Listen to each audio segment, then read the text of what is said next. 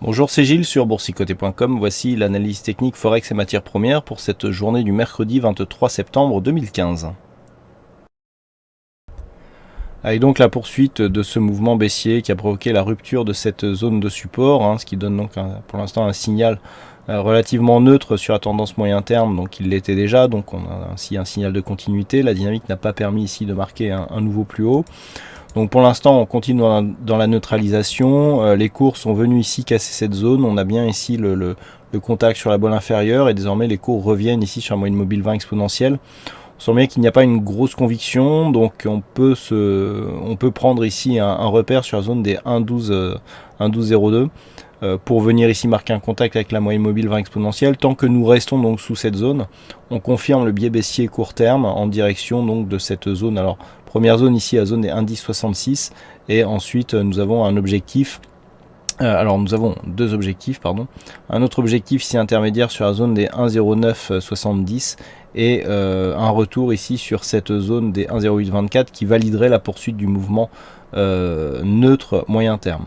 Donc tant qu'on reste ici sous cette moyenne mobile 20 exponentielle, c'est le biais court terme qui prévaut puisqu'il est issu ici d'une rupture de cette zone de support oblique. Et aucun changement sur la paire de devises dollarienne, puisque depuis ici que nous avons marqué ce mouvement le 24 août, on évolue au sein d'un range. Alors c'est entre le range et le triangle. On avait tracé ici cette résistance que je viens de repositionner, et donc on avait vu que nous étions ici dans un triangle symétrique. Alors triangle symétrique dans lequel on est rentré par le haut, donc il devrait normalement avoir une sortie baissière. Toutefois, plus on se rapproche de la pointe, plus la force de ce triangle sera affaiblie. Malgré tout, on surveille ici, on continue à surveiller cette zone de support, puisque toute cassure éventuelle pourrait accélérer le mouvement baissier. D'un point de vue global, on est toujours dans une tendance moyen-long terme qui est haussière. On voit bien ici que ce support qui définit le bas du triangle est un support moyen-long terme. Donc pour l'instant, on est toujours sous l'influence de cette tendance qui reste la tendance dominante. Par contre, d'un point de vue court terme, on a effectivement ici un signal de retournement qui est intervenu.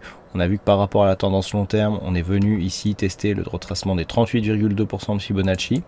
Et si nous cassons ici cette zone de support, on reviendra sur cette zone et on risque, en réenfonçant encore, en réattaquant cette zone des 38,2%, de marquer une consolidation supérieure. Donc ici, le niveau, je dirais, critique, c'est cette zone de support oblique. Toute cassure haussière invaliderait le triangle et nous donnerait un objectif de retour sur cette zone ici des 124,50.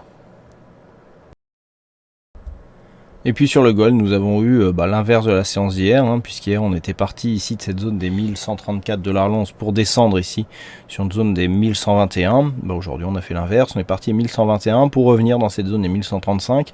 Donc sorti ici de cette zone d'évolution haussière. On ne prend pas le retournement, puisqu'après contact ici avec la bolle inférieure, on ne reste pas sous la moyenne mobile 20 exponentielle. Donc là, c'est plus un mouvement de neutralisation. Alors neutralisation dans un fond de tendance qui reste orienté à la baisse, mais dans une dynamique relativement faible. Donc zone d'attente ici, il faudra définir, pour valider ou invalider la poursuite du mouvement, une rupture de ces zones, savoir 1100 ici et 1100, alors 1100 à la baisse et 1140 à la hausse. 1140 effectivement nous repositionnerait vers une poursuite du mouvement haussier.